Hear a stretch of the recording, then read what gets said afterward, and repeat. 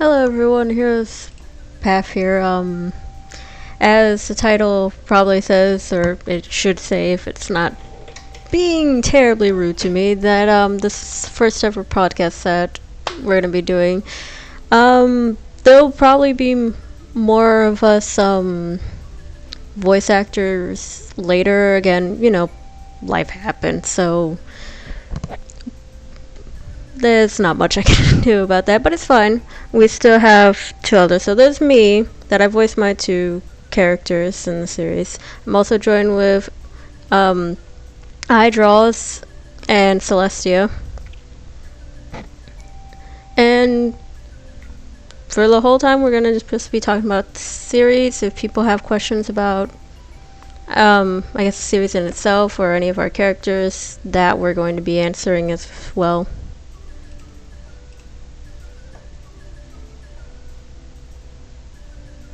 So yeah, if you guys are ready. God,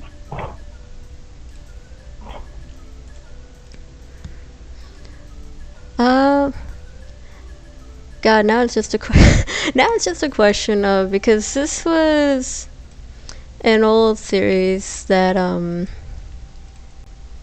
God, when did I first see this? I think when I actually got into South Park, and that was 2014. Oh shit. Yeah, so I wasn't too far into South Park, so me trying to recollect with what I call a brain is sometimes fun.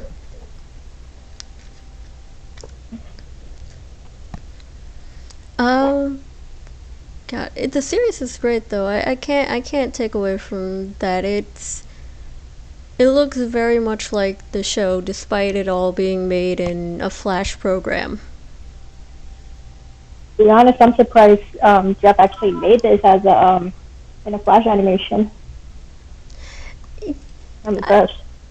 It is impressive, and you look at the other people that do try their hand at it. The person that he looks up to, that I've now recently looked up, this Squirrel, I believe he's called. Okay. It's amazing to see these people do it. And all it really takes is the will to do it, really, because you can have a story, but what really pushes people amongst other animators is just the will to pick up your pen and be like, you know what, I feel like doing this today. I mean, I'm pretty sure that's basically every artist out there, or like animators. It is, but you have to understand from the standpoint, because especially I've been to an art college.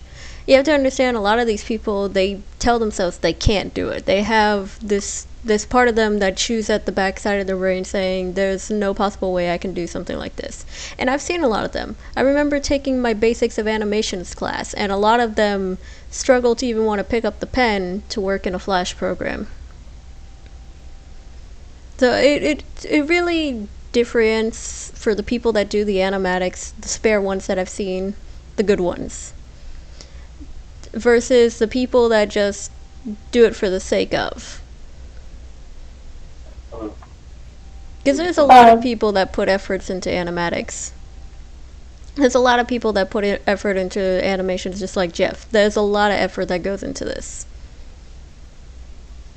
Yeah, I mean, like, honestly, I'm about to start animating college myself, but I'll be starting Tuesday, I believe, and but the problem is that it's probably going to be a challenge for me to start, because the animating I'm going to be starting is 3D. I know that we discussed it on 101 that 2D is the best to start, because when you go to 3D, they expect you to know 2D like that.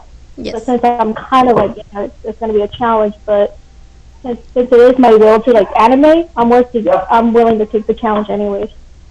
Yeah, it's like I said, there's a difference. I'm not saying like all artists can't do it. They can. It's just there's a lot of them that tell themselves in the back of the head, I can't do this, and they usually do give up and fold in. Yeah, so for the people that are watching, if you ever get that feeling that you doubt yourself, don't. We know you can do it. Just the way I always picture it is, if you've ever seen Bob Ross, like, always tell yourself exactly what he says. Like, there's no such thing as mistakes, just happy little accidents. Any mistake that you come and you learn and you grow from. That is what makes us human. We learn and grow from our mistakes. Mm-hmm. To those that don't forgive themselves, like... Sorry. No, it's okay. But to those who don't forgive themselves for a small mistake, I get where you're coming from. That used to be me a whole lot. Sometimes it still is, because I know I can't break from that. It becomes habit. Just stop for a minute, take a breath, tell yourself, I'm going to try this, and you keep going at it. Yeah. It's all about the practice. So like Amber says, just it's good to fail so that you can reflect on what you need to improve on later on. Mm-hmm. But to the case in point, if we had to start with talking about the series, I guess it would be the massive improvement in style. It would be my first go-to, because if you look at when he started the series to now, there's massive change of improvement from the modeling and timings and everything. Mm-hmm. I think I started like getting to South Park, and I was like maybe 12. I don't remember my age specifically, but I did remember watching, like, the first episode I watched of South Park was the Coon trilogy, which really got me into South Park first thing, and that's when I started inspiring myself to do the South Park style. And over time, I developed it from there to have my own art style. Right. And I believe I discovered Jeff's channel maybe with like 3 years after I got into South Park, so probably like 14, 15, I started watching clips, and it was like really interesting since I didn't have any much shows to watch back then, so I would just go on Flip's channel and watch the little animated series, which I think is pretty good. I like the idea of how he brought like other people's characters into like one like OC universe in a way. That was like the thing about those types of things, like, I wouldn't, and it's not a bash. It's what it is people that do involve other people's characters. It's not an original thought, because I used to watch Tome, which was the Terrain of Magical Expertise, and this happened way before Jeff's series started. Now I can't come up with the appropriate time, because that requires me to remember exactly when the original Tome came out. But I do know it was before Jeff's. And basically, he had asked, oh god, I think the first series was about just a gentle number of 1,000 people to join the series as background characters. Maybe not as voice actors, but as background characters. Then came the new one that I know of today, which I think was maybe 2013, 2014, something around there, when he started up that one. And that one included people not only as background, but as, additional voices and whatnot. So to the people that do those ideas, I do love it.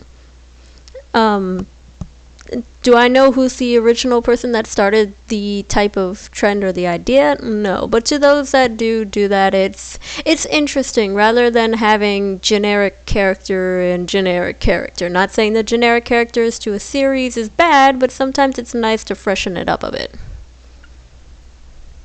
Makes sense. But the series in itself is fun to follow. I do like that he mixed a game with how the main South Park series always has been.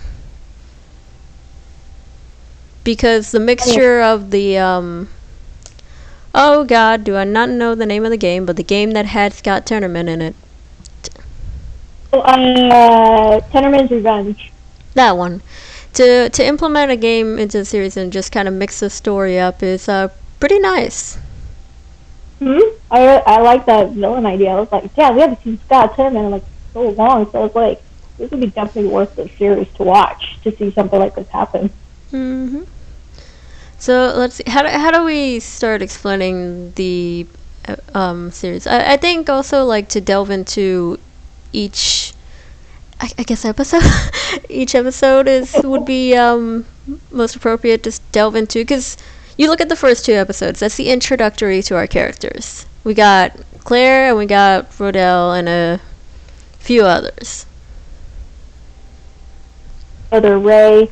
Ray. JB. Well, JB didn't get introduced till later on. Yeah, he was more later on. But we get introduced to oh no, I forgot her name. Jofi. Yeah, Jofi.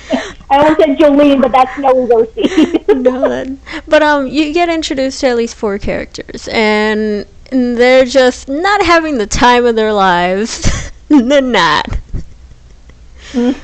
They get it put into the classrooms. It just gets downhill from there, and it's a hilarious mess for the first 2 episodes.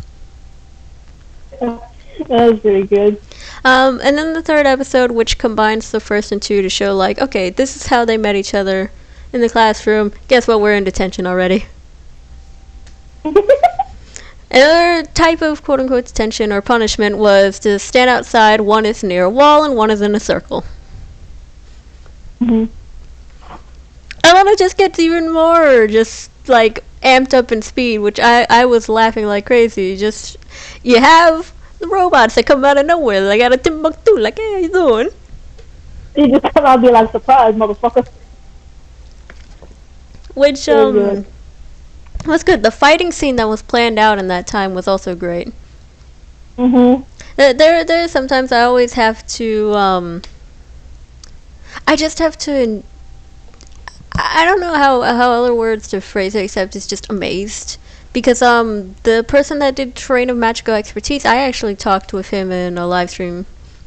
And, turns out, he never planned his fighting scenes. You have people that are adamant about making storyboards, and if you don't have a storyboard, you don't have a story.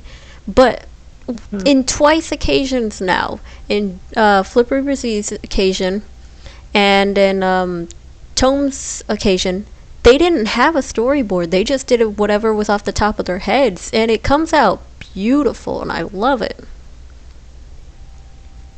I'm honestly surprised that they could come up with something like that out of their head, because it's really good. It is. It really is amazing to watch. So God, what was it? After the fighting, Kenny dies per usual. Per usual. It's a joke. Love and love. You got the classic Kenny joke. Oh my God, they killed Kenny. You bastards! But to that point when the fight happens and God, what else? Let's see. They're all called back from recess, I believe. Some of them just like proceed to go in, just like it never happened. Yeah, that never happened. I won't. Shit happen all the time. I won't delve too much into my characters, but if anyone has seen the first 2 animatics that I have done, they're just based from my character's perspective. There is one I'm supposed to do for that pertaining episodes. I'm not going to spoil it. I'm just going to say they were there. They were there. Much. I think then with the end of that episode we go into, I think that was at the end of the season actually, because it was 4 episodes, or was it 5 episodes in the end of the season? I think it was 4.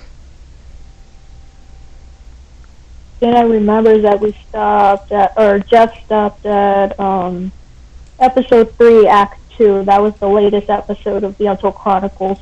Well, no, yeah, that's the ending. I'm talking about, was it the first 4 episodes, then it went on to the next season, or am I thinking if it was the 4 acts, then it went on to the next part of the episode? That's what I'm asking. I mean, I can look it up. This isn't a hard thing. Like, we have the internet at our fingertips. Yeah, I have the playlist. We're like he did. Yeah, he did a lot of character things too. So it was about 4 acts in the 2nd episode before he moved on to the 3rd. Okay, so it was a few 4 acts in an episode. 4 acts to an episode. Okay. Bum bum bum bum bum bum bum bum bum. And what he basically did is just combine the acts together into like one whole act, like Right. video. Okay, now I have it. Now that I have the playlist up. So then we get introduced to Xenon, because at the time, I think at the if I remember correctly, he was just being called by his robotic name, then being called Xenon until he was given the human form. Yeah, he basically came up. Yeah, so that was in the. That was in the episode 2. Yeah. And then from there, I think he was supposed to infiltrate the school. And still have the current objective, which is kill Eric Cartman. Yeah, to still kill Cartman. And I think at this time, everyone was, well, the people that didn't go inside was like, we're gonna just go indoors now. Mm-hmm. I'm gonna lie though, the second fight was honestly like really good. I like that one. They're busy being on, or prototype. That's what I should say, since it was in the robot form. Oh wait, well yeah, there was the second fight. I skipped one, so I forgot that he killed Kenny again. Kenny keeps dying. This poor thing keeps dying. Because he shoots a beam at him. And then everyone's like, oh, he's dead. Oh, let's just go inside now. Alright, bye.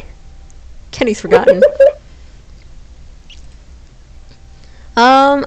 Then from there, I think Rodell becomes the hall monitor. Yeah, because he didn't do his homework assignments. And he got and he got called. Hi, I'm here to cause trouble. Peace was never an option. Damn, man, why are you gonna make such a big deal out anyway? Then you have the talent show that goes on. He runs into another person. I'm very sorry, I don't remember the other character's name. I think it's Gary, but I might not. Yeah, Gary Shizabo, I think that's the last name. He runs into Gary, has a few talks with him. We get introduced to JB. And John. Oh god, and John, yeah. Yeah, if it's the guy that always says fuck off, it's probably John. Yes, it is. I just call him fuck off guy. What's your name? Fuck off. Alright, cool. He's basically the second Craig. Oh god, yeah. Then you have the talent show, and this is also when I brought up my animatic of what happens at the talent show. Vice versa, you get both sides of it. Mm-hmm. Oh god. Oh yeah, that one. I really enjoyed that. Boo, this talent show sucks. Top crowd. Yeah, it was, apparently. Now we get into the second fight, because at the Act 4 for Episode 2 was the second all-out fight. Mm-hmm. That was even better than the first one. That was so, planned, actually. It was planned. The way it was planned out is great. Mm-hmm. The effects looked much better than the first fight too. Oh yeah, and like the movement, there's like a lot more movement in the fight. Oh no, yeah, there's a lot more you can. I mean, I will say you can tell what's used as a rig, and other times you need in-betweens. Now, for South Park, we all have to understand they are rigs no matter what, but there are sometimes you can draw in-betweens or different poses to make it more fluid. Versus a real animation, that is not used with rigs and is used with a system known as pose-to-pose, which is you set up a pose for a beginning frame, set up an ending pose of that pose for the end frame, and you draw in-betweens to match it. You can add smears, you could do lines, whatever, as long as it's fluid. But I really do love the fight. I really enjoyed it. Oh yeah, he blushes, that's right. Oh wait, But yeah, I forgot. can blush. I forgot that Act 4 has my favorite part of Xenon, which is he blushes and the first thing you hear is a scream down the halls. Get the fuck out of there. Yeah, because he doesn't understand basic human emotions and social cues. So it's like very overwhelming for him. What the fuck is love? Right, it's hilarious. I believe we did step into a few other things too, because we do have the first act for episode 3, I believe. Then we had a few in betweens. I guess you could call it filler if you really want to, but it was just fun videos. Some people are usually like, the second they see something that's not the series, like, oh my god, filler. And I think that was, they were grabbing their bearings, the beginning of the task log, which is quite literally labor. Welcome to labor after school. Right. We dive a little into Kenny, and I forget when the beginning of the Tales of Kenny McCormick began, but we do dive into a little bit of Kenny's life as well for that episode. Yeah. We have a bunch of people that flock into the club like a bunch of geese.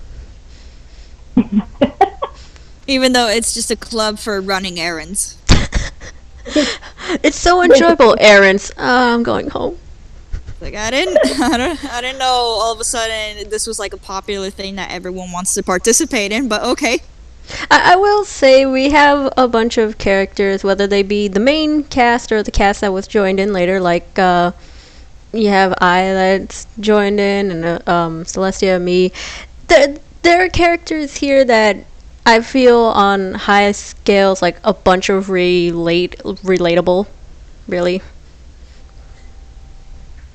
For example, I can relate to I can relate to Ian on a high scale level. I remember. Oh, that was bullshit, man. Listen, people can't pronounce my name because someone can't apparently say Aguilar correctly. Believe it or not. So I feel that on a spiritual level. And it's actually based on an actual scenario that I have to deal with. Not on a constant basis, but it's still very often that I have to deal with that. I really hate it when people just mispronounce it, because it's like, dude, I just told you how to say it right like 5 times. Can you please just get it right? Stop! I mean, that's a mood.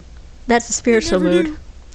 Even though I know Dreven is my character, I do relate to him on the fact of I don't like doing anything stupid. Anything stupid is just like, well, time to die a little on the inside. But I would hope that most of these characters you guys can relate to on a spiritual level, because that's what a good story does. A good story allows you to connect to the characters, understand them better, and who knows, maybe the character's someone kind of like you. With that being said, the other 2 episodes, even though again people call them filler, one was more based off of Ainada's character, which was an entire beautiful mess. It was an entire beautiful mess. It was, but it was perfect. The butter's perfect. Oh, even God. though every part of him wanted, or every part of that he said made me want to do exactly what I said, which is I want to punch him in the face. I want to punch him. It was so random too. Like I didn't expect that to ever pop up. It was just like some random little snippets that I had sent Flip a long time ago. I was like, hey, let me just pitch in these ideas. Maybe if you want to like include it in an episode or something, feel free to. If not, let me know. And then I tossed in some extra voice lines for funsies, because sometimes he does like to add extra stuff, and sometimes some of the dialogue that he sends in his scripts, I feel unsure of it.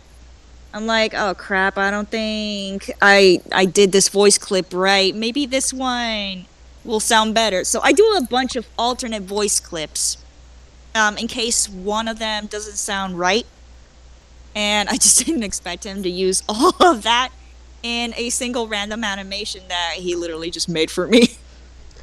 Yeah, and it was great, even if they were just random snippets. I know one of the lines that he had used for the Tales of Kenny McCormick was actually an additional line that I had for Dreven. Mhm. And that was just for haha's sake. I was trying to practice Craig's voice as a warm-up, and I was pretending to have them go back and forth, and there was an additional line that yes, he must have just grabbed and it's like, hey, I'm gonna use this. But it works. And then the last additive, again, I wouldn't say filler, just the additive fun one was the Stan Marsh cover of Feel. That's just Dreven to a T. That is just him to a T. I will never get over that. I will never get over that. He does not allow, because he hates people at South Park, he does not allow his brother to try to interact with any of them. He will yank him away, and that's the end of it. He isn't much for interacting, so he kind of just has this really dead on the inside look. Every time. Every day. But I think, as far as the episodes go, I think we've covered all of them in segments. Hopefully you guys are looking forward for whenever the next one does come out. Again, animations take time. Just have patience, and I promise you it'll be all worth it. Yeah, we appreciate you guys' patience with Jeff in regards to the next animation episode. We do appreciate you guys for doing that, and thank you. I guess moving on to the next part is if anyone has any questions for us regarding the series or regarding our characters, and I guess between us if we want to ask any questions about our characters or whatnot. I am watching the chat though, so if you guys type anything in, I am able to read it. Okay, good, because I was going to say... But as far as waiting for a question or two to pop in, do you guys have any pertaining questions about the characters or the series itself that we can try to talk? Oh, I'm going to probably have to think for a couple. Give me a sec. I'm in mood. We were clearly not prepared for that part. I mean, we kind of were, but we just didn't come up with any good questions. Sometimes questions on the spots are really fun. Oh, yeah, definitely.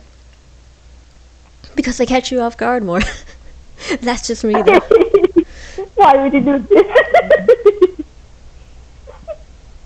Let me see. I guess if I had asked towards the both of you, would you guys say your characters are more in attune to like a self-insert, like they have almost all your aspects, or they're just a snippet of you?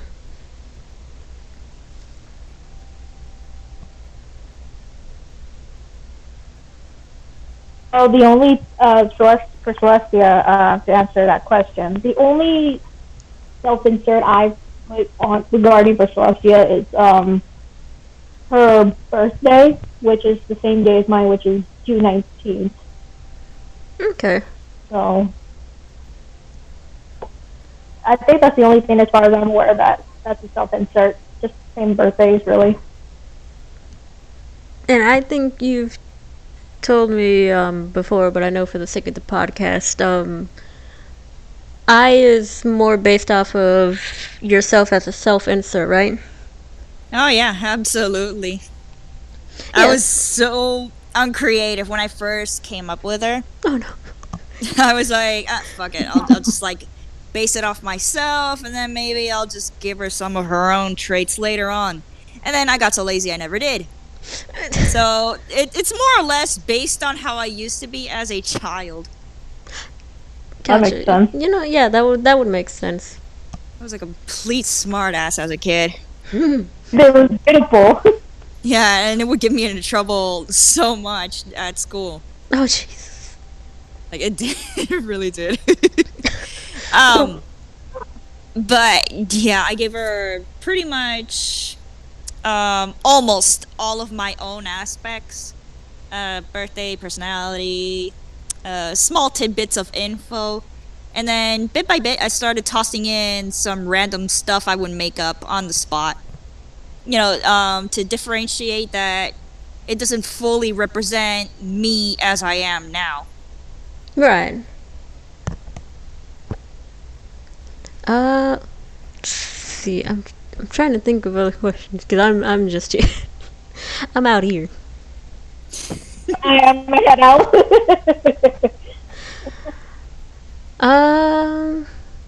God, I'm trying to see. I guess design-wise, because I don't, unless you guys might have. Did you guys create your own designs, or did you do what I did and like originally had used one of like the SP Studios or something to that nature?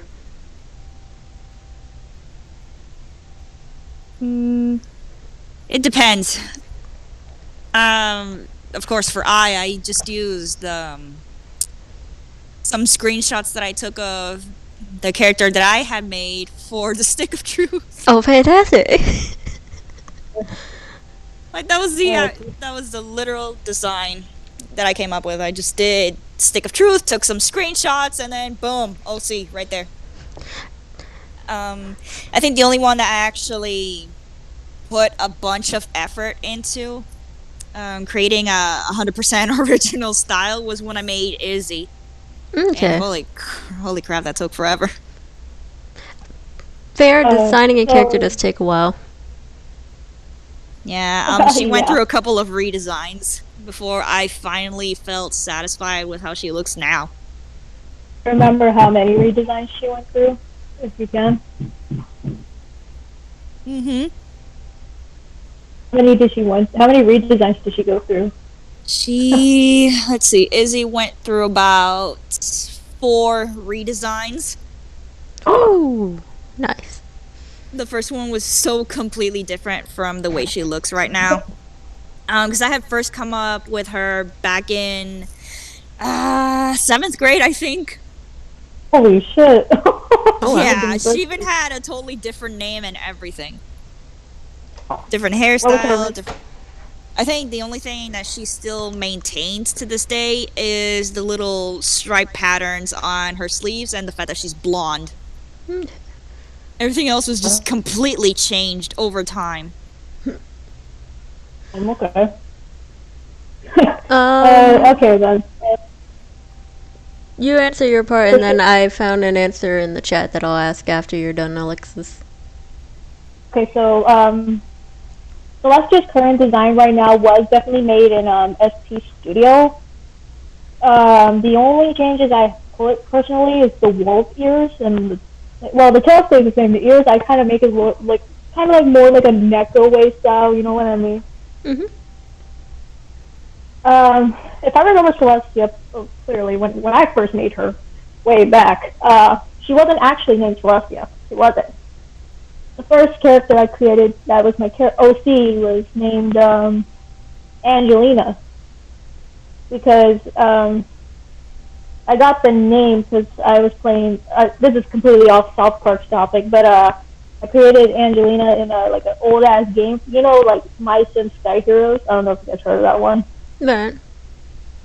I created Angelina, and over time I grew on from that person. I think I started having the name Celeste. Like I simply got the name Celestia because I was kind of like My Little Pony guy back then. When I heard the name, I was like, I'll just change the C to an S, and damn, there's Celestia. Okay. So before I had her current outfit, she went through like a lot of outfit changes. They were original, and when I made her, they were original outfits, but. If you've been with me long enough, you would clearly see that I just made her like into like summer outfits and like in a cold ass weather. Yeah. Like she'd be wearing shorts and the last outfit I had her for like summer was like some shorts and like a fucking tank top, and her hair just looked like a mess, like it was dipped in Kool-Aid because I gave her like a blue dye on the tips. If you seen that design, you would know. And I think I gave her like a little cap as a like an optional thing. Okay. I can't remember specifically how many redesigns she went through, but she went through a lot. I think like when I first created the Angelina beta, it was like back in, well, let's see, 2013, I believe. That's when I got into doing the characters. So, so she went through so much, but over time I might change her again. God, who knows? But for now, that's the Celestia you know now. All right. Mr. Lithium, or rather, as we know, the voice actor of Marcus, asked, who is your favorite character in the series that isn't your OC? I already know my answer. It's Anata. I know. No way. It's my constant mood, though. My friends agree. It's the mood. Honestly, that's Oh my god. But For me, it's definitely Ray, which is Rodel's older brother. Mostly because he reminds me of the way I used to be with my little sister. I was an absolute douche with my sister. I would be like, yeah, she's totally my minion. She'll do whatever the hell I ask her to do. Like, she was my personal servant. And, you know, she's still actually quite younger than me, so back then, as a little kid, of course she was going to do whatever the heck I asked of her. She was so eager to please me. I felt like I was a high and mighty lord of the world. So every time I see Ray, it just takes me back to that time. Understandable. And it's hilarious. I love it. What about you, Alexis? cool. Out of a crew? Oh my god. Your favorite character that is not your OC in the series? Okay, what would I see? I ain't gonna lie. I think I prefer the main character, which is Rodell. It's just that there's something in him that just makes him like the 10-year-old he is. Like he acts like it. Yeah, I can see that. And just like the funny thing about Rodell is that he's like this, like in a way, like a defense for the meantime for the series. He's like one of those defenseless people, like he can't really fight. But it's just that so from the, I think it was the act 4 of the episode 2. It's just that ending part where he was like kind of like throwing a tantrum. That one was pretty funny. Right. He's very naive. I think that's what makes him stand out more as a 10-year-old, because most children are very naive at a young age. So he has a lot of naivety to him. Which makes the whole acting a lot more believable. Oh, yeah, it does. Yeah.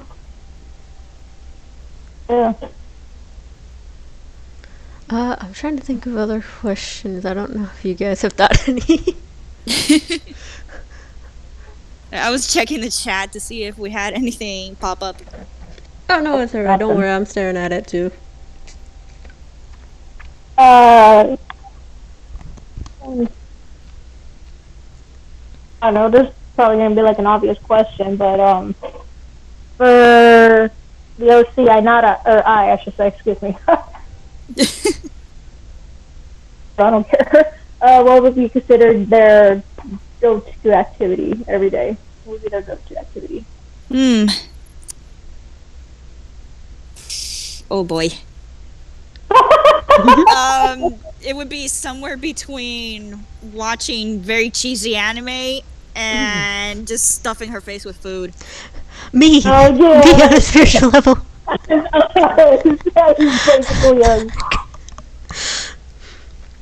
She's just a shut-in.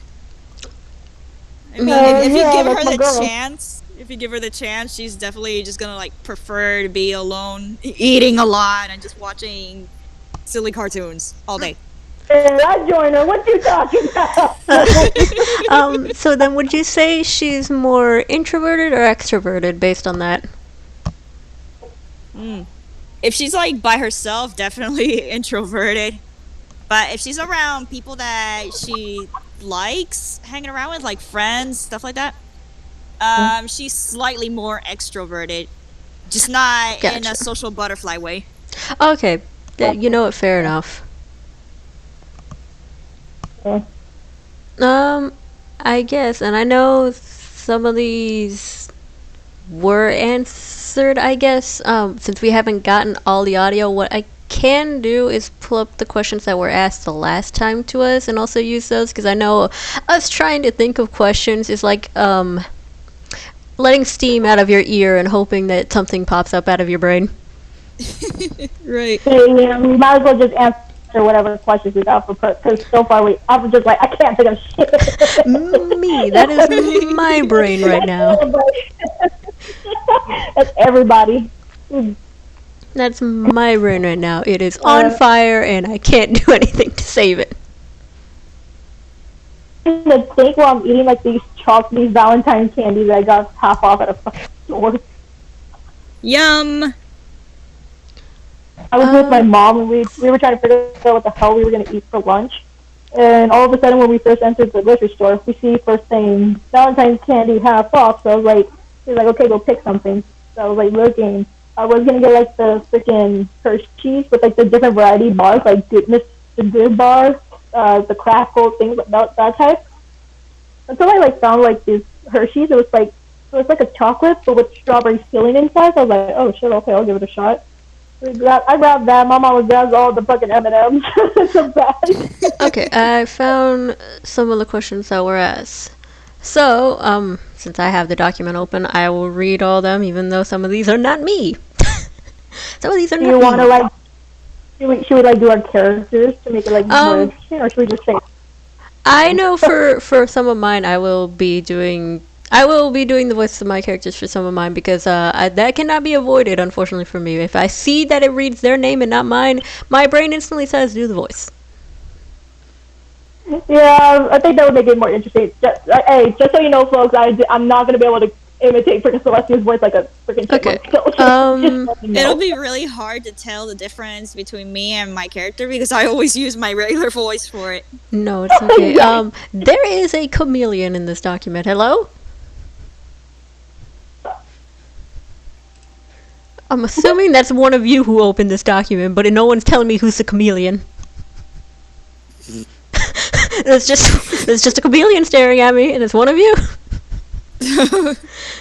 I think that's probably me. Fantastic. So Not me. that's not me. That's not you. That's me. So then, Alexis, I'm highlighting the question that you were supposed to ask. I was going to read them, but that's fine. That's just you asking it. I know which one's the characters and which one's not. Oh, okay.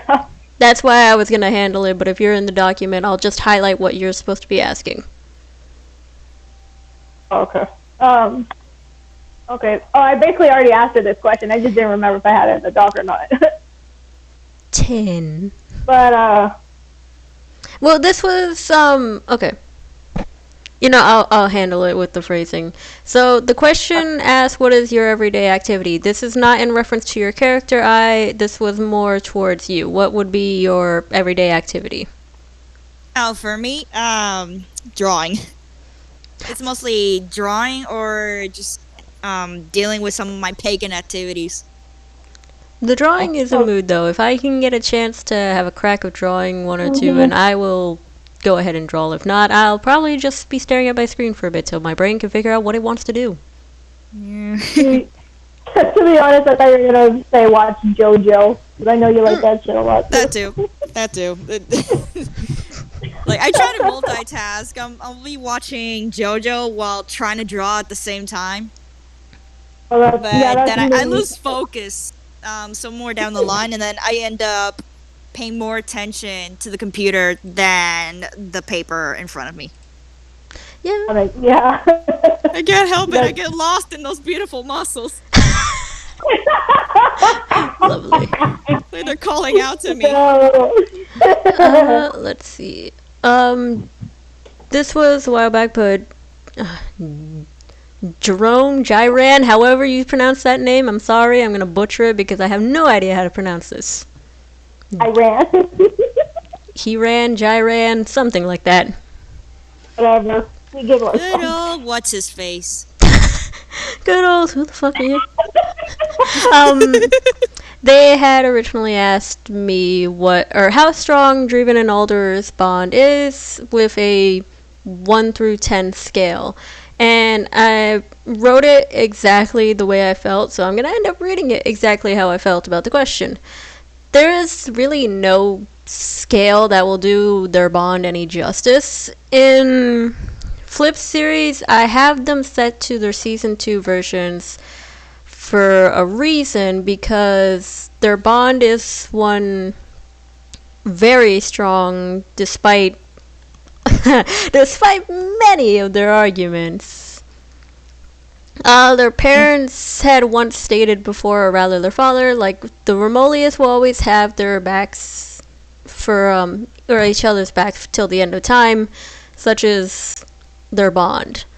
But if you have to ask for a scale, it's a 10. But realistically, if this was based on Season 1, they would be at each other's throats for a good while. So I'm like curious to see that in your animatic series. I'm very curious. Well, that stuff's gonna be more animated when it comes to the series. I don't want that one to be in animatic when the series starts up. Oh, makes sense. Julian had asked to the group, since it's just the three of us, we'll probably all three have to answer this. What is our quote-unquote guilty pleasure? Something everyone hates, but you're the only one that, likes, like a movie, video games, comic books, etc. Oh boy. I'm most likely going to change my answer because over time I thought of a different one. That's just happening. Okay, so what I wrote is completely different, but I'm going to say the one that I've changed my mind on. So, basically me and my entire family, as far as I'm aware, I'm the only person to like mushrooms. Deadass.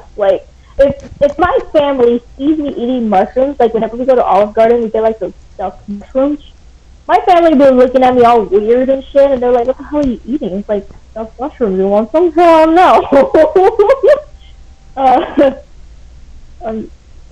Even at my school, when I was, actually when I was in school, my friends be looking at me all weird and shit. I'm just like, "What's wrong? What the hell are you eating?" That's basically the same question I get. I'm eating mushrooms. Y'all want some or what? Y'all be staring at my food. I sometimes like to take some sauteed mushrooms to school for my lunch whenever I don't crave for those. Put a shit over there. Okay, what about you? What would be your quote-unquote guilty pleasure that everyone hates but you? Oh, sweet Jesus. It's definitely the movie Killer Clowns from Outer Space. It's so dumb and so cheesy.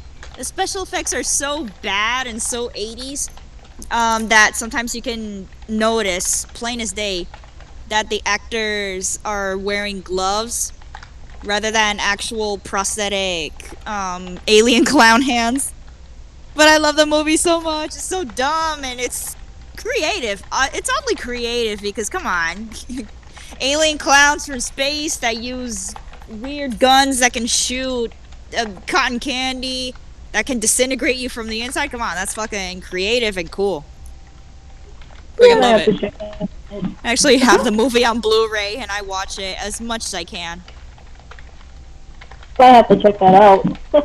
Oh, you got it. It's really good. They used to have it on Netflix. Mine is probably, because I still didn't understand the question, but if I had to guess, the most thing that I can think of that people hate when I used to ask was the Ape Escape series, like Ape Escape 1, Ape Escape 2, Ape Escape 3, Ape Escape Pumpkin Prime.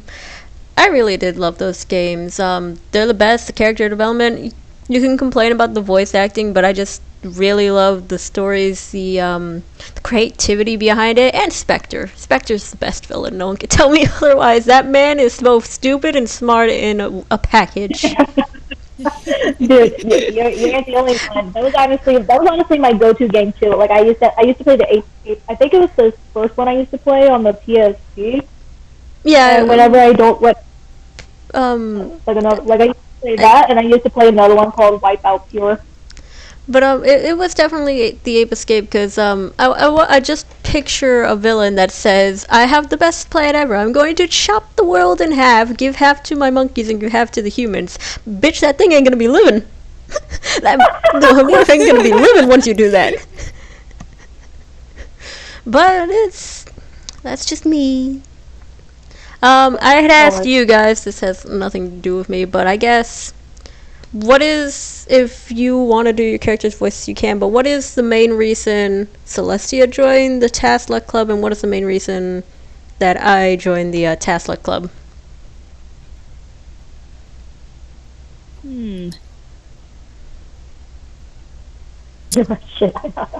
Oh god.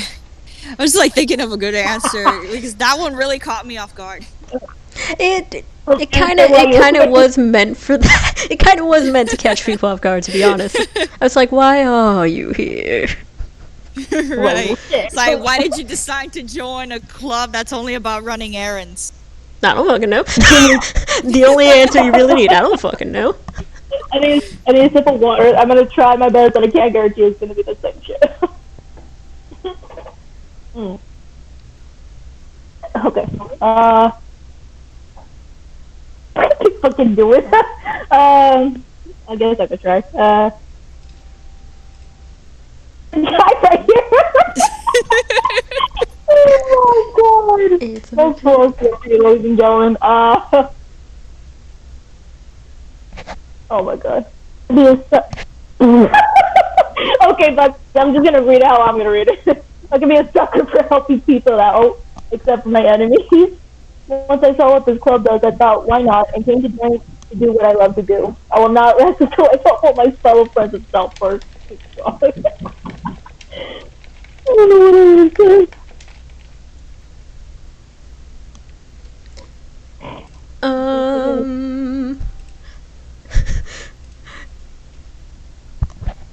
You still can't think of an answer on it.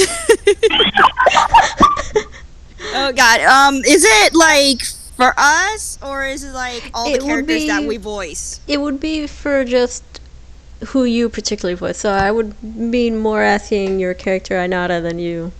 Okay, so I can include Butters in this? If you want, if that fucker decides to waltz in there like, hey, how you doing, boys? I mean, I almost spit my first water on my computer. Oh jeez. Okay, so I joined because I thought I'd get paid good money for it, but it turns out that they expect us to do work for free. So Mr. Mackey's gonna be hearing from my lawyer soon about child labor. Ainara is very softly distance. Why is this child labor? That's beautiful. I don't even go with you already. It's like, watch out, Mr. Mackey, you're about to get served in court. Let's not imply. Child labor is illegal, even in Colorado. We got a question from Lone Wolf. Who inspired you all to do animation or things like that? I guess in your guys' case would be more drawing, and in Alexis' case would be animatics, and then in my case would be drawing, animatics, and animation, because that's what I'm going to be doing.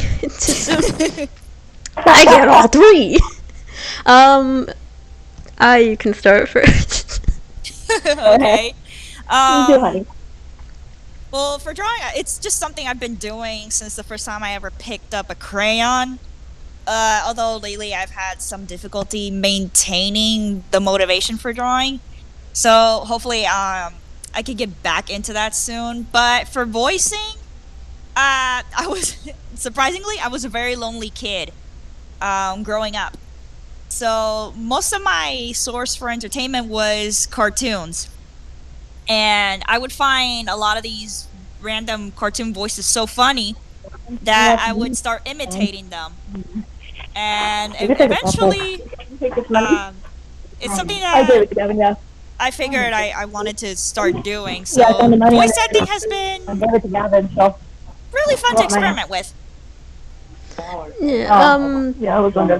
In my case, there's like there's several reasons for motivation. So start off drawing. In same case with not this case. I've been drawing since I was young. I used to be really good as a kid, drawing Sonic Anatomy. I won't delve into it, but I had to stop drawing because of XYZ reasons. And then I picked back up into it. I was given my tablet in 2011, and I used to do what every kid when they first received their tablet and they have no idea how to draw. We use bases. Now, I'm sure everyone could raise up their hands and arms with pitchforks and be like, tracing and bases are bad. But according to my art school, so long as you are using it for pose and you're trying to learn from it, tracing is not a bad thing. So with that knowledge that I've taken from there, I've been trying to drop all of my bases and redo a lot of my anatomy and everything. It's coming a lot better. So I guess my motivation more so was just myself and hoping I can improve. The now motivation now is, and you can be angry or mad at this, I had people who had doxed me. I won't dive into it. But because they wanted to dox me, I'm now doing it to quite literally spite them. And if they come back at me, oh honey, you ran out of time. Okay. In terms of animation, I really wanted to be a part of Sega and Nintendo and all that, so I delved my hands into the animatics and animation really to see if I can get into those companies. So that would be my inspiration for all that. Alright, so for my inspiration, basically it was just made from watching like cartoons, but I ain't gonna lie, during middle school I was gonna become a video game designer to like create games and shit. But as time progressed in middle school, I eventually came to the point where I started drawing so much often, like mainly South Park, because South Park was the cartoon itself made me inspired to draw. So again, as time went on and I drew my characters more, I was just like, you know what, fuck it, I'll just do animating, because I grew like as kids, like when most kids in their childhood grow up watching cartoons. That's like the common thing. So I just like started drawing cartoons that I used to enjoy when I was little, like besides South Park, because I wanted to challenge myself a bit by trying out these different varieties, you know, like Invader Zim, El Tigre. If you guys know these cartoons, then bless you, but you're in a veteran's discount.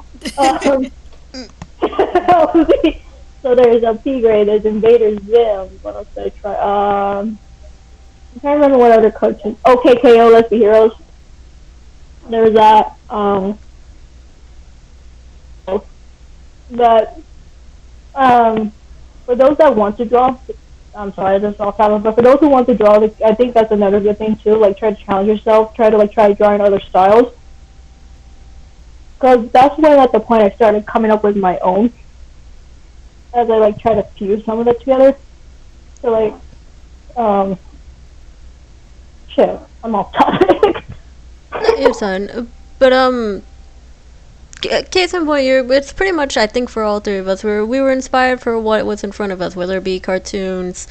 In my case, would be cartoons and video games. For example, like my voice acting, I guess you could say inspired. It was more so since I really wanted to be in Sega and Nintendo. The first voice I would ever practice was Mario from Super Mario 64. Every time the startup would come on, I would do the same thing. I'd turn it on and be like, "It's me, Mario. Hello. Press start to play." And I would just kind of keep on top of it. I really did love doing the voices. That was really good. Thank you. But let's see, where else is our... Oh yeah, that's right, because I asked the question, no one can turn it on to Dreven and Alder. No one can turn that on me. I forgot about these. Pleasant Tour had asked me, how Dreven became evil, and I actually laughed at this because, I will say this right now. For my series, at no point Dreven is the hero. He is what you call the anti-villain. Which, if no one still understands what anti-hero, anti-villain is, because that's happened once or twice that no one that I've spoken to knew what that meant. Anti-hero means that they do not act like a hero, they act more on villainous occasions. Look at Shadow, before the newer Shadow. Shadow the Hedgehog was the greatest point of what an anti-hero was. Shadow was quite literally very neutral, but he would act on more villainous things. Mm-hmm. Anti-villain is the polar opposite of anti-hero, meaning sometimes he'll do bad, but he's mostly trying to do good stuff. In his case, he has no understanding of that, but that is who he is. So I did laugh when someone asked me how he became evil. And then the response. You fucking dumbass. You must be the most oblivious piece of shit. Dreven! Just answer them, please. Fine. Look, idiot. Me? Evil? Ha! You're incredibly mistaken. If anything, out of all these idiots here, my brother and I are the goddamn heroes of this fucking shitty-ass town. So no, I did not become evil. Rethink your goddamn questions before you even address me. Suddenly, I don't feel like asking you a question anymore. Damn good. That was beautiful. Oh no, you're gonna make Butters afraid. Be very afraid. But I will say for my oh no, I will say for my series, practically everyone is afraid of Dreven. I can see why.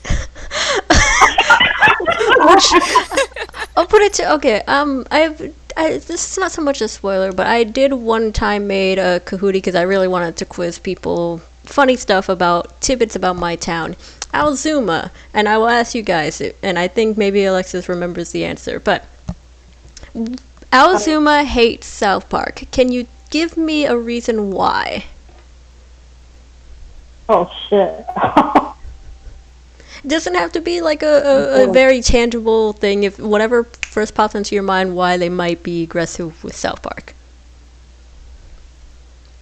I guess, like, if I recall, like, all I know is they think that the town's basically, oh shit, dumbasses. I would say, I was like dumbasses. Okay, so you think it's because they believe every one of South Park is a dumbass.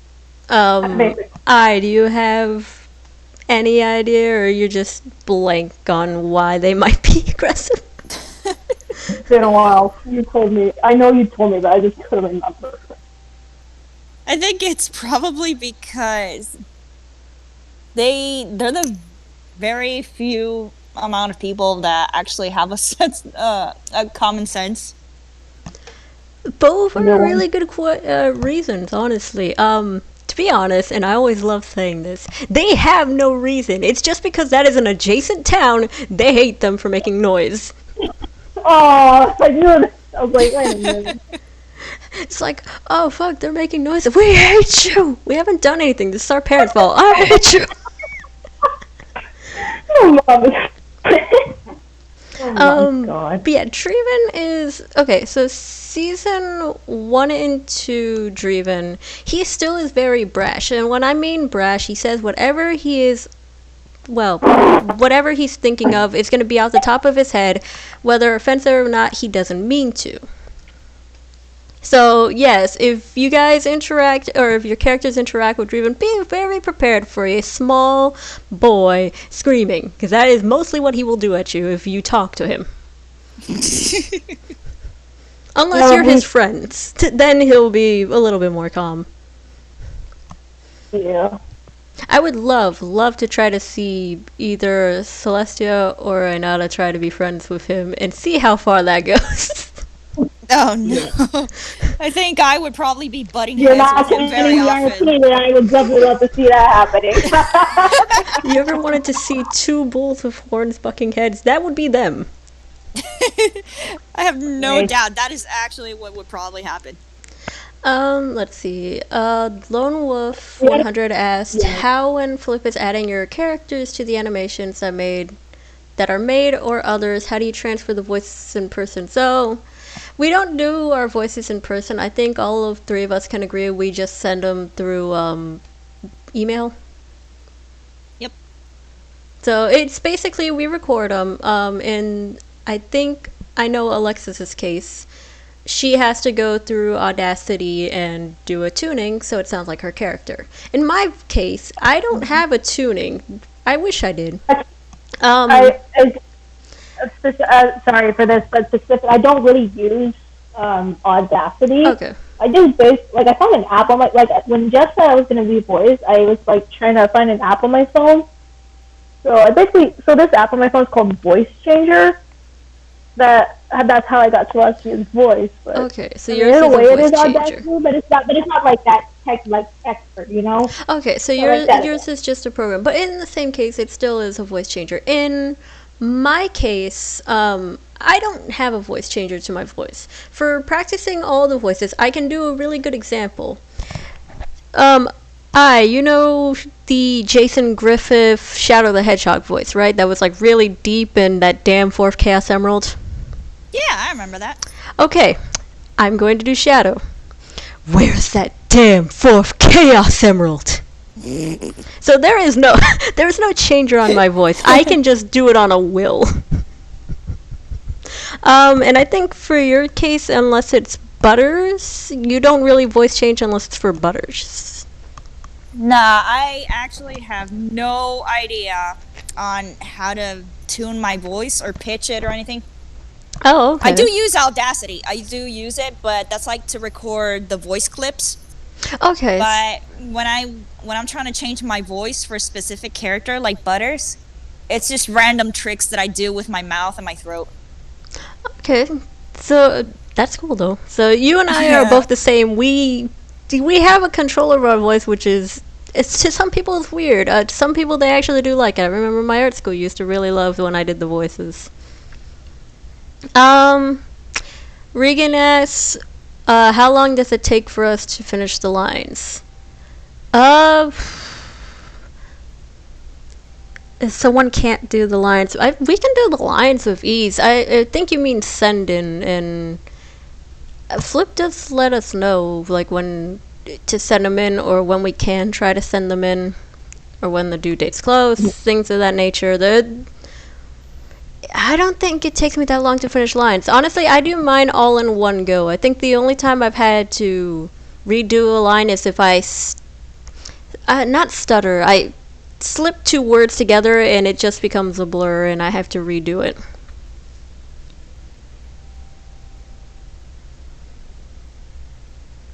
Do the lines get held back if someone's sick? I don't think any of us has been sick to record the lines. Like, I'll put it to you this way. If you're going to record a line, why are you going to do it sick? Really? I would say wait until you're healthy to record your lines.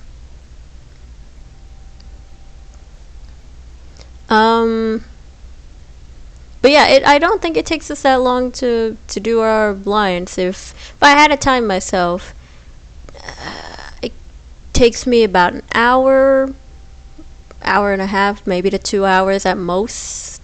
For your lines, Sayonara, how long would you say based on timing? How long do you think it takes you to do your lines? It depends. Like, sometimes I feel I haven't done a specific phrase right. Like, yeah, because this is a problem I have with Flip. Sometimes in the scripts that he sends me, it doesn't specify if I need to be emotional for this scene or if I have to sound angry or stuff like that. So usually I send random clips saying the same thing but in different tones of voice. Okay. So he can like take his pick from that. So it kind of takes me a little longer, maybe the whole day. Okay. I'll be holed up the whole day in my room just recording the same words over and over but with different tones of voice. But that's understandable. Yeah, I know in my case, because he was trying to understand how to do Dreven and Alder's personality, I had to rewrite it exactly how they do it, and since I know how they are, I just go based on a whim of their reactions to certain things. Oh yeah, sometimes that helps. Taking a guess, if you're really familiar with a character, sometimes you can just feel free to take a guess at how they would react to certain stuff. That's why Dreven sounds really aggressive on the demo that he showed. Right. In your case, Alexis, how long would you say it takes you to do your lines? If I don't get interrupted by my freaking parents, because I usually get interrupted by them with chores, it usually take me about maybe 10, 15 minutes, because I am that person that wants to get it over with, so. But I do make sure that the voice, like, the only thing that takes me a little longer is the, it's like the pitch of the voice to make it sound like selected like a child, you know? Understandable. Yeah, I never actually did those extra lines Jeff sent me way back. I never finished. Oh my god! Okay, for the next question, do we ship anyone from the series? Definitely Claire and Xenon. The best pairing. Top best, because obviously of what happens there. They're Claire's hilarious, and then Xenon's reactions to it. I love them. Love the reactions. Despite Xenon like still trying to get used to human emotions, maybe want to confirm the shipping, in my opinion, was the recent Tales you can record with the Lost PSP for the double date. I was just like, please do it. Yeah, boy, you can get it. But John I'm all up for that ship. I am all up for it. Mm-hmm. Oh, yeah. I mean, they look like a good match, and it's really funny to see that Claire doesn't notice that Xenon's kind of into her.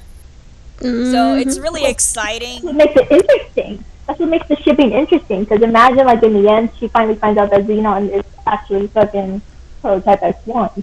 Oh god, yeah. Oh, I'm waiting for whenever that happens. Right.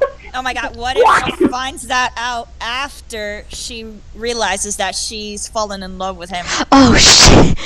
That's gonna be like an even harder impact on her, and it's gonna be fucking hilarious. So I'm gonna love that. Get it. Oh no, think about it this way. It wouldn't ruin the ship. Okay. I'm trying to think of the best example. If you've ever seen Blue Exorcist, Rin is a demon, a quite legit demon. I love that series.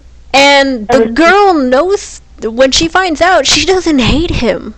She never hates him. Instead, she fucking loves him.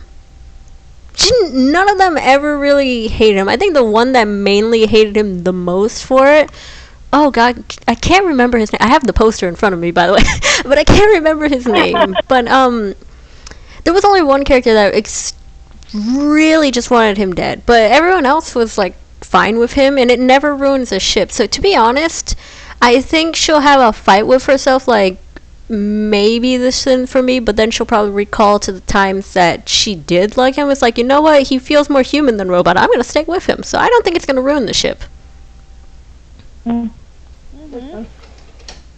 Me here thinking logical, yes, brain. I think it's actually good that she has that internal struggle for a while, because it allows for a character development. Yeah, big time. And it's also putting the relationship to a test. That would okay. Ooh. The only way Tennerman is the problem with the ship is if he ever finds out. But based on how he relies on Xenon for everything, I don't think Xenon's gonna be like, I fell in love with this girl, because I think he'd be dismantled. So there is no real problem with the relationship, to be honest. I think, Yeah. in my opinion, Tennerman would probably be supportive of the relationship. He would see it as an opportunity for Xenon to take advantage of Claire's trust. Like, there you go. There's a more this is appropriate like answer. this is like a chance for you to get closer to her and start digging more information on the others. See what I can use against all of them. Mm-hmm. Oh, Like, that's what I Well, think. Let's see. I'll find the other questions. Where are you? Okay. Basic question that I think all of us can answer. I'm probably not going to delve into details of mine, but Kitty McGee had asked us if there was any particular careers, that we're going to strive for. Animation, really. Just a degree in animation when I can. But I will try to run everything that I will. My animated series, my business. I will run that. But it's mainly, I want a degree in animation. Point blank. specifically, I'm going to see if I can strive towards a master's in the animation. Go for a master's. Anything that you're striving for career-wise, Okay, I don't know if it counts much as a career, but this has always been a lifelong dream for me, and it's basically just to be a housewife. But it's not like, I'm just gonna be hanging around the house doing nothing except taking care of the kids. It's for me, I think it would be very beneficial because I would get to continue to experiment on all the other branches of art that I'm experimenting with, and also use that as an excuse to bond further with my kids. Also, I would only have just one kid of my own, of my flesh and blood. The others would be adopted or fostered. I really want to foster kids because that's I can appreciate that so much because one, being a mother is hard work on its own. I would consider that, to me, someone could tell me wrong, I consider that a job because you're taking care of someone that's breathing, that is there with you. Right. You're focused on technically what is a career, which is an art. You're focused on a career path. You're okay. You are one of the people I consider, you put family over career, which is good. You really should do that. You have people that focus career over family, and it just tears apart the family. I really want to focus on that. It's just something that, I don't know, I wish more people would strive towards, because nowadays, correct me if I'm wrong, people, they just have kids and they're just, there for decoration. They don't really bond with them. They don't bother to find out what they're into, Yep. what they like, what they don't like. They throw them in front of the tablets, and that's their babysitter. Especially when they're fostering or adopting. Yes. That's when it's more important for you to figure out what kind of person they are. And for me, I really, really, really want to foster and adopt a bunch of kids, as many as I can. Oh, yeah. Because a lot of them have been dealt a really shitty hand at life. Yes, they have. And I've had my own fair share of very bad personal experiences that's kind of similar. And I figured, who better to, guide these kids into adulthood and whatnot than someone who's been through similar situations. And I agree wholly, and again, I appreciate it. It just based on your character alone, you're gonna be a wonderful mother when you do that. I can feel it in your tone, and I'm usually good with hearing emotion and auras, and I'm sure you'll do a wonderful job. Christ, I hope so. I mean, I am getting married this year. Hopefully I can, start working on the whole family thing. Because I just want to have one child of my own so that I can get used to the parenting And also, it's my own kid, so if I mess up anywhere, that's my own responsibility. You fuck up with a child you adopted, you're in trouble. Understandable. She she had asked, and this is, I guess this wouldn't really pertain to all of us because this requires a lot of knowledge in the field. So I guess I have to like get up out of my chair, stand up to the plate to this since I've been in art school and I've done 3 animations as part of my homework. It depends, really. The ones I had for my assignments had to be under 1 minute, and that took me, realistically, for a lot of these assignments, the first 2, we were blessed with having, well, I say blessed, in the same case, struggling to die. We had 3 weeks. Now you're like, oh, but 3 weeks is a lot of time. No. We had 1 entire week storyboard, 1 entire week animatic / storyboard. Last week, do the animation, inked and everything, for 2 of my assignments. The last one, we actually had 2 weeks to work on the animation, but still the first 2 weeks were the pain of do the storyboard, do the thumbnails and everything animatic, and then work on the animation inked and everything. So that was my 11-week schedule. Now for a real animation, let's look at Glitch Tail, let's look at Tome, let's look at Flips. In Flip's case, he tries to produce them as fast as possible, but from what I've seen, it varies month to month, in this case year. In Tome's case, it took about 2-3 years. In Glitch Tales, it's taking her 7 to 8 months to produce an animation. Animations take time. They sometimes require a team, but you have to look at these animators as a whole. The reason I bring them as an example, Camilla, which works on Glitch Tale, she is a single animator working on her own. The creator of Tome is an animator, single, working on his own. The only help that he had, same with Camilla Corvs, is they both have an audio team behind them. In Flip's case, he is working by himself. He does not have an audio team behind him. He is using audio from games and such.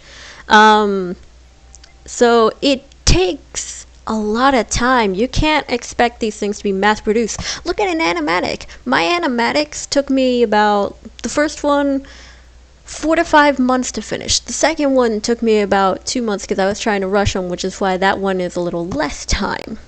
The one that I'm working on currently, it's going to take me even more time because I also want to do a short animatic to get back into it, and I also want to practice my lip syncing for my Flash, which is also going to take me some time. So animation varies, but it's not an overnight process. Never think it's an overnight process. Not even art is an overnight process. To the person that tells me it's an overnight process, stop it, because you're not helping anyone grow.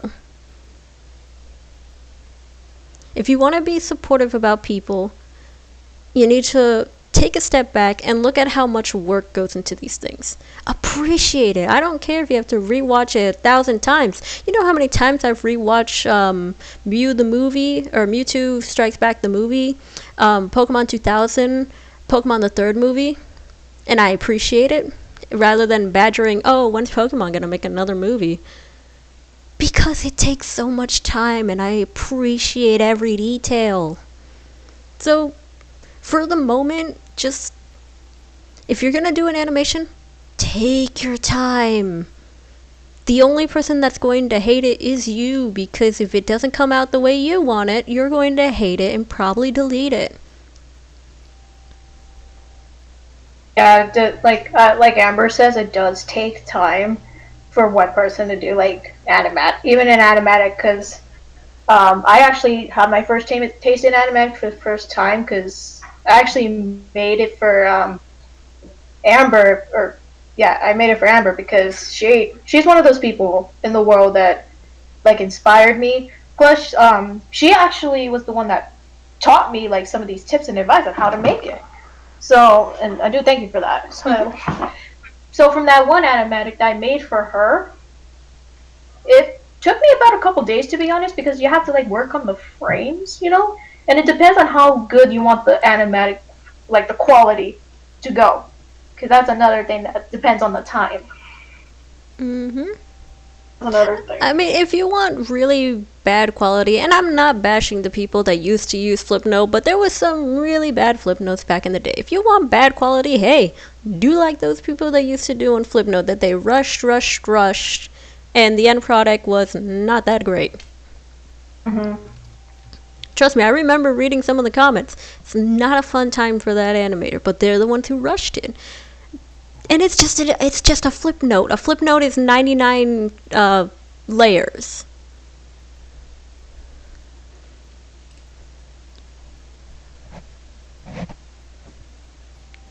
I didn't see your animation, so I apologize. I am very busy with life, so I did not see your animation at all. I guess they're asking if you guys have seen their animation in the Discord, Lone Wolf. Well, I did see the animation.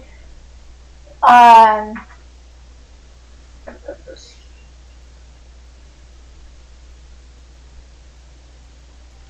would say it's a start, but I just feel like they're just if you're really starting off, then I would say you need to work on the like you didn't really make the mouths move, or like at least have them opened. That was one thing. If you're doing an animation, I will say this, and I will say this right now. Animations differ from animatics. If you have an animatic, you are free to keep their mouths like how I do mine. They can have one piece that their lips are closed and another piece that their mouth opens. That lets them know that there's supposed to be audio being produced. But if you are doing an animation, you should know, unless that character is born without a mouth, you need to lip sync. Yes. It can be a different app. What it all that requires is you need to do lip syncing. There are a good number of tutorials that I've seen that teaches you how to do lip syncing if you don't know how to do those. You can watch some old flip notes back in the day to see how to do certain mouths as well, because that's how I learned how to do some of them. But yeah, an animation always needs to seem fluid. Rian. But it always has to stay fluid.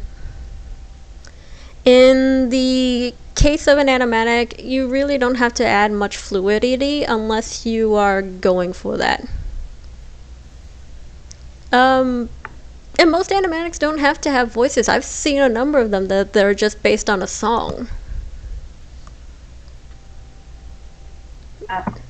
So if it helps to do maybe like a song or a meme, quite literally you can do it on a meme or a Vine, then use those as practice and then go back to your animation and be like, okay, what can I improve here? Also, if you plan to do more in the future, what can also help, practice of anatomy. Anatomy will always be your help no matter what style, because you'll have a better understanding of where the joints are.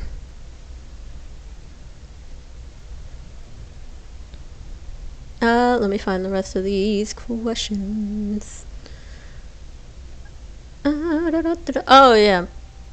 Oh, man, it's also Jiren again. So, Jiren had asked, and these are to our characters, so that way we know. To I, Celestia, and my two boys, how did you all survive the Gingerbot attack? Did you fight or run? P.S. No shame in running.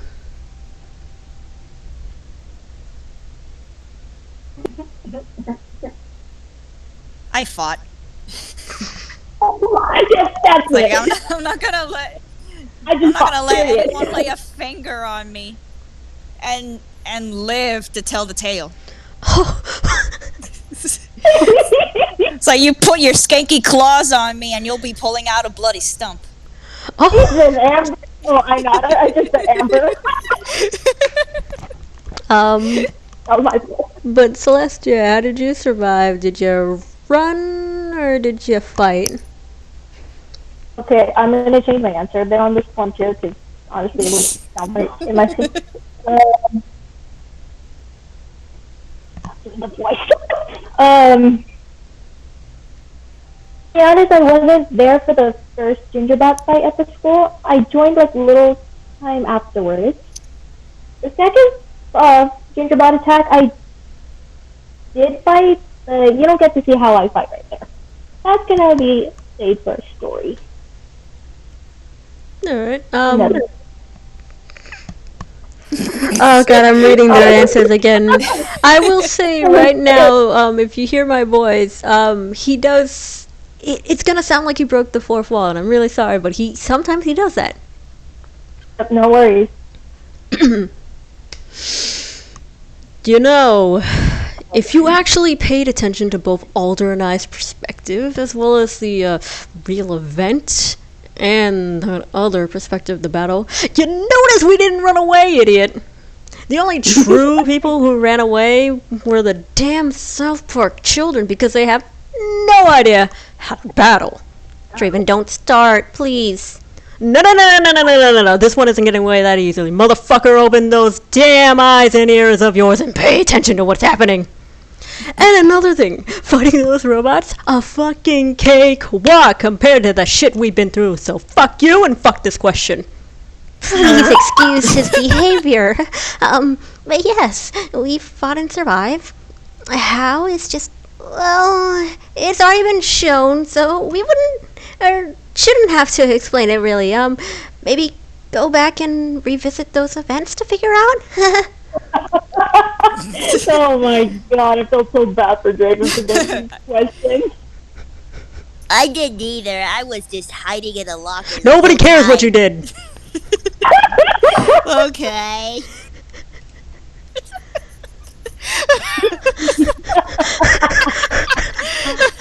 Immediate anger. Immediate anger he is. Poor Butters. I feel fast. Nobody wants to hear your voice, Butters. Poor Butters. Poor baby. He needs chocolate. Julian asked to all of our OCs, so that would be us three. How is your relationship with Xenon? Is it good or bad? Oh boy. Here we go. I'm sorry, who? Xenon. How does your OC feel about Xenon? Is it a good relationship or bad relationship? Who?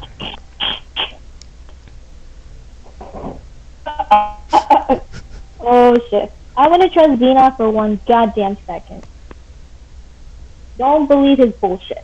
That's all I'm gonna say. She knows. She got that wolf sense in that motherfucker. Bitch, I know. Like what? You mean that hippie kid with the weird name? Yes. I don't know him enough. No, I thought about the one that's wearing gray. just think Kind of trying to be like a goblin.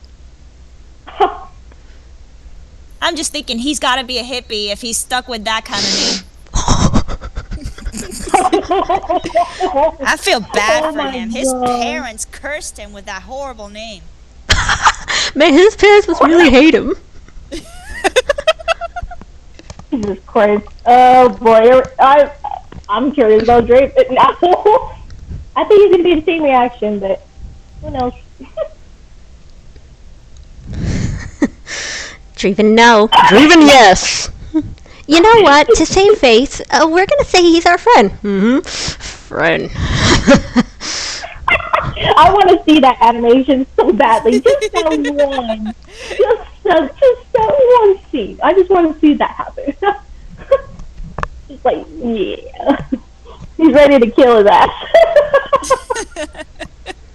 I know Manus Neko had asked this, to the mods, the OCs, and canon.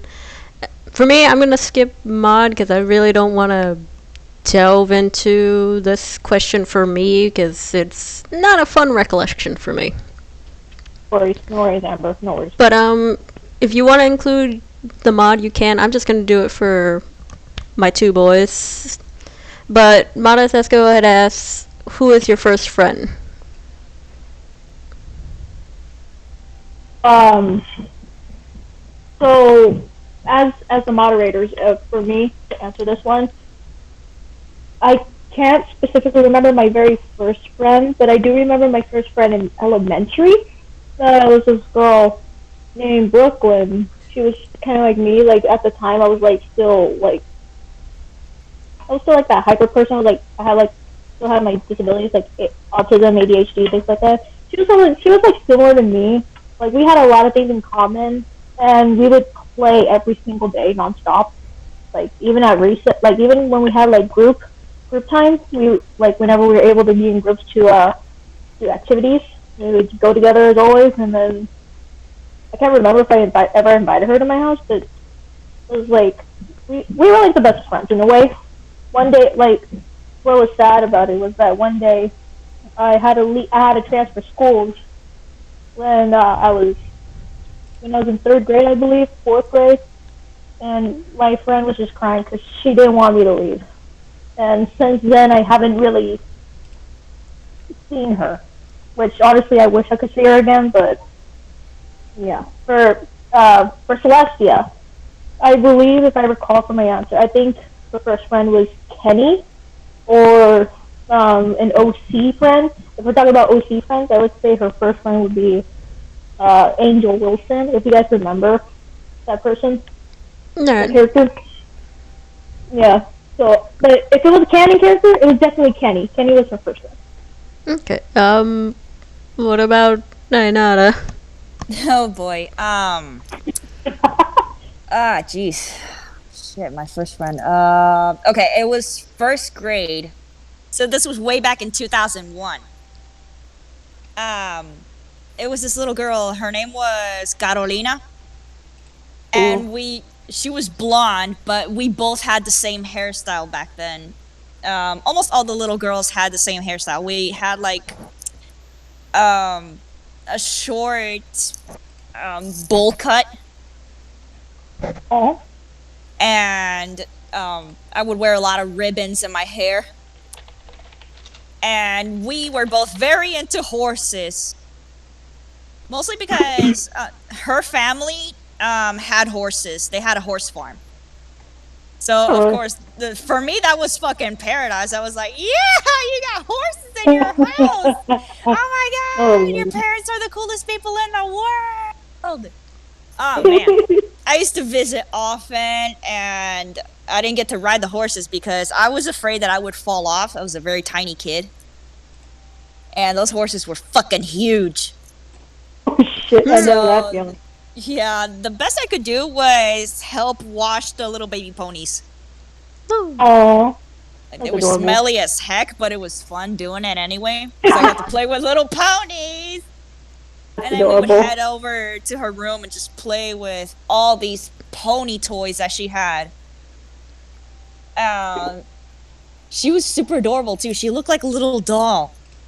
She had like these dimples in her cheeks and lots of freckles and big brown eyes. So, and she was so cheerful and peppy. Actually, with the way Izzy is now, part of her is actually based on that kid I once knew. Her hair is just as short as I remember that it was. And even though Izzy's, both of her eyes aren't the same color, only one of them is brown, but it's sort of based on it. But she is just as happy and peppy as Carolina.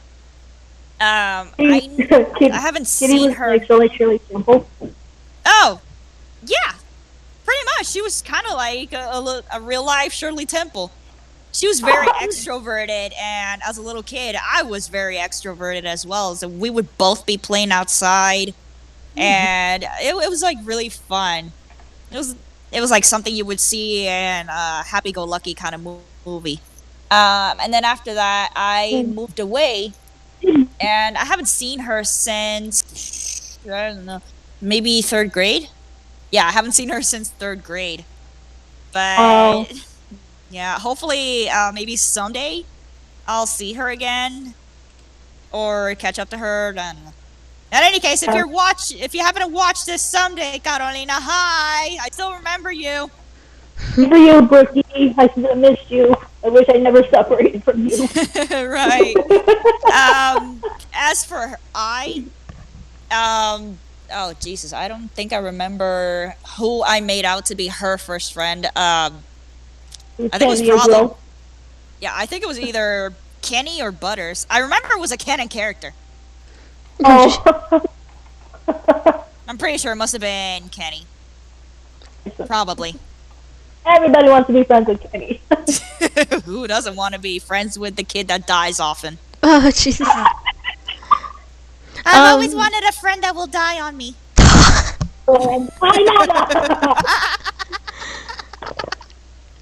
know. Fuck. In Dreven and Alder's case, they're both very so. Dreven's first friend, which I do plan to do like a small type of animatic for, is Ryan. Ryan Argent. Local dumbass. He's the one. If you've seen both my, he's the one. If you've seen both of my animatics, the one with what looks like this little bush of hair on top of his hair. The one that often has a little stupid crying face too. That's the first one. I did not expect that.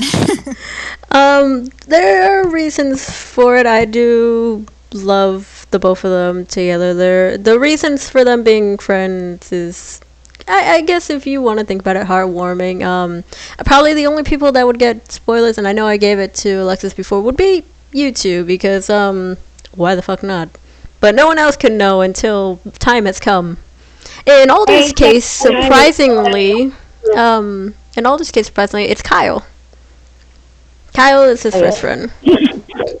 Again, for reasons, but if I had to give one reason, it's he does enjoy or wants to learn more about cultures and is vastly interested in Jewish culture, so he kind of tried making friends with Kyle first. Again, it is the reason why in the first animatic they try to hang out and Dreven drags him away.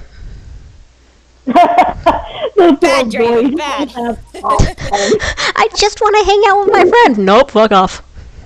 Happened to Kyle, it happened to Celestia, and I'm just like, why was that done, for Christ's sake? Oh, the poor bastard. The poor fucking child. Yeet. Oh, God. I guess because I've asked the most question about your guys' characters, since that's all the ones in the document. Do you guys have any particular questions towards my two boys, or about my two boys?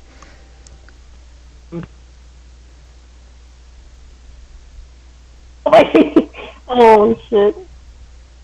Welcome back to the thinking game. Oh, I just had it. I just had it too and lost it. Son of a bitch. No, wait, I think we skipped one. Did we? Because there's a few in there that are more, I think, towards mods, but I'm not too sure. I can check if we skipped one. I think we did. Let's see.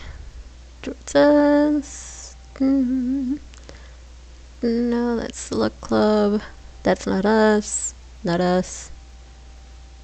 Not us. I think it's the one where they ask, "What's your favorite indie game?" I think that one was for all of us. Oh yeah, that was Infinity had asked what our favorite indie game is. Still is Ebe. Still is Ebe. Really do love the horror game. Just finished it too. Minecraft all the way. I just that's my only time to bring my creativity mind to come.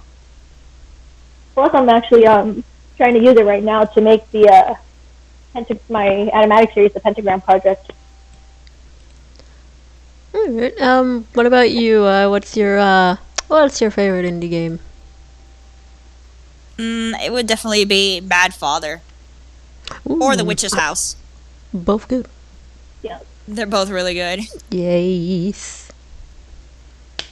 But yeah, okay. Now that's all the ones in there. Now back to my previous question. Anything for my boys? Okay. What are they? Wait, you're asking what they are? What are the boys' spirit animals? What are the Spirit, other spirit animals? spirit animals. But I've never thought of the spirit animals. Jesus Christ.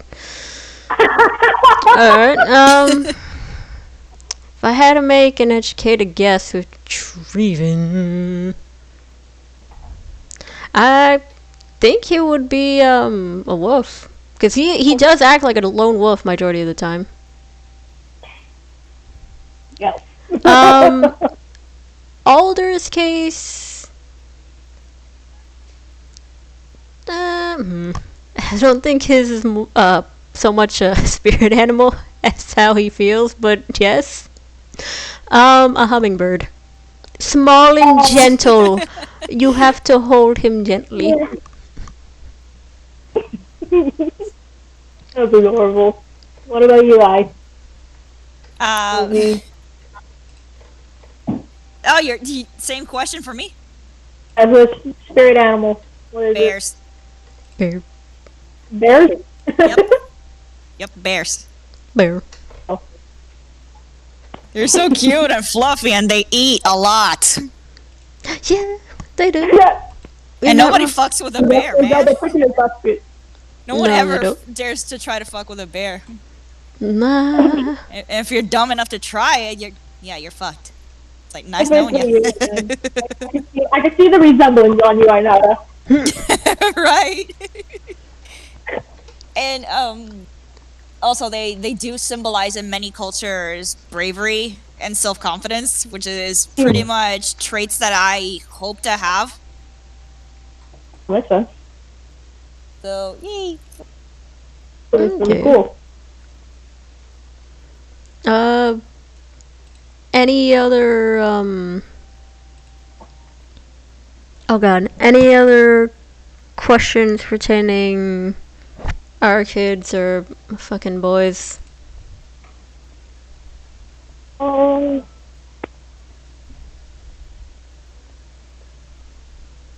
As our brain spontaneously combusts every time we ask a question.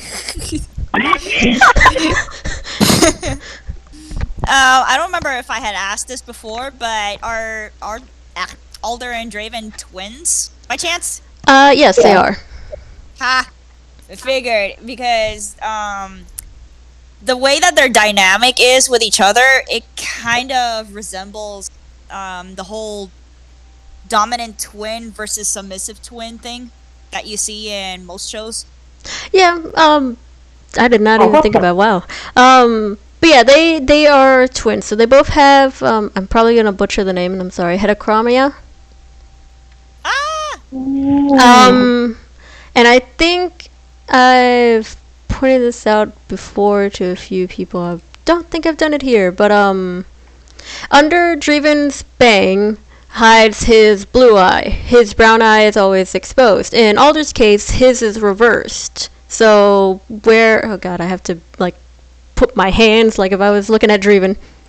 I don't have the fucking thing in front of me. So if he's facing someone, his left eye is brown. The under the bang, which is his right side, is blue. In Alder's case, his left eye is blue and his right eye is brown.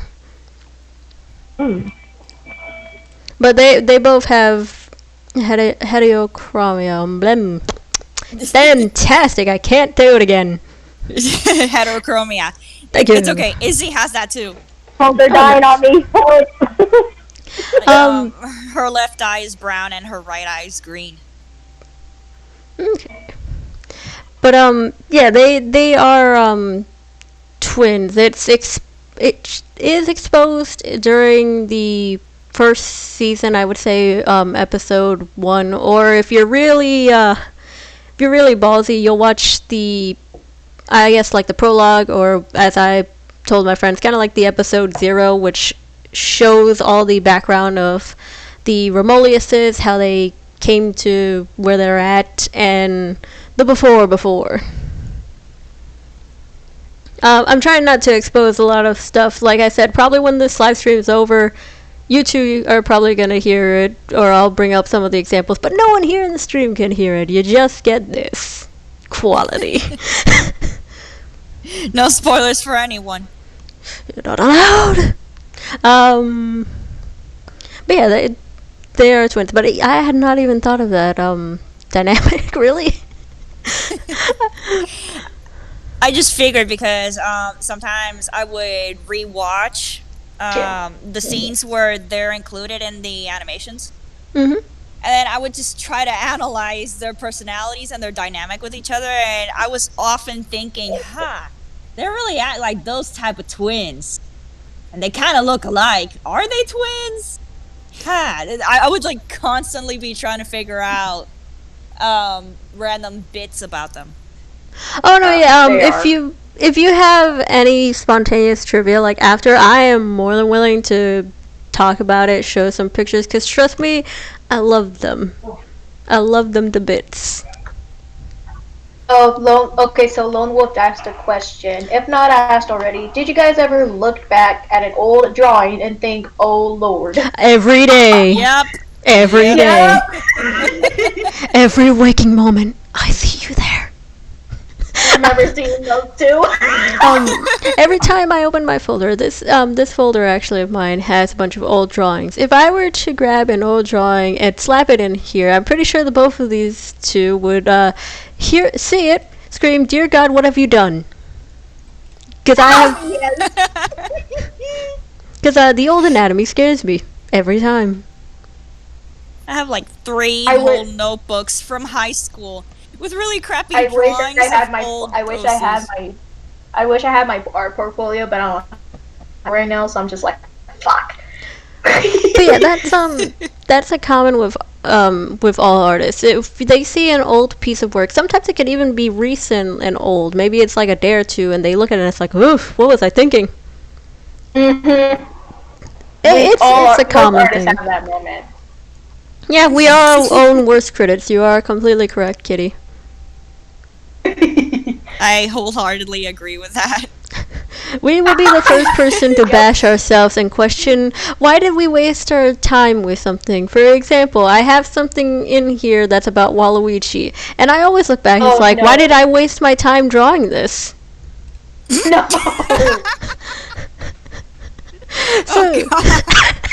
So yeah, it's something we do. No. It's the very picture of human suffering. No. Okay, so you know what she posed? Okay, so when I was talking with her and a couple of our other friends the other night, she decided to draw fucking Luigi with a gun, and I am done with life. What are you talking about? What Luigi? That Luigi?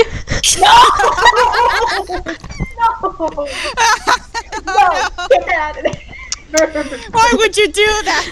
Because long neck Luigi. So you can feel my pain. Long neck Luigi. Damn it. Madre, why would you do this to me? Sometimes I like to be long. But yeah, I usually do sort of weird drawings like that. For example, that's not the first time I've drawn that Luigi. Or Alexis was doing a whiteboard with a couple of you guys from the server. Oh yeah. And I hopped in, went into a corner that no one could find me, drew Luigi, and walked away. I never knew she was on my freaking whiteboard. I swear to God, I never knew. She told me one day, and I'm like, wait a minute, what do you mean you were on the whiteboard? And I got away with it.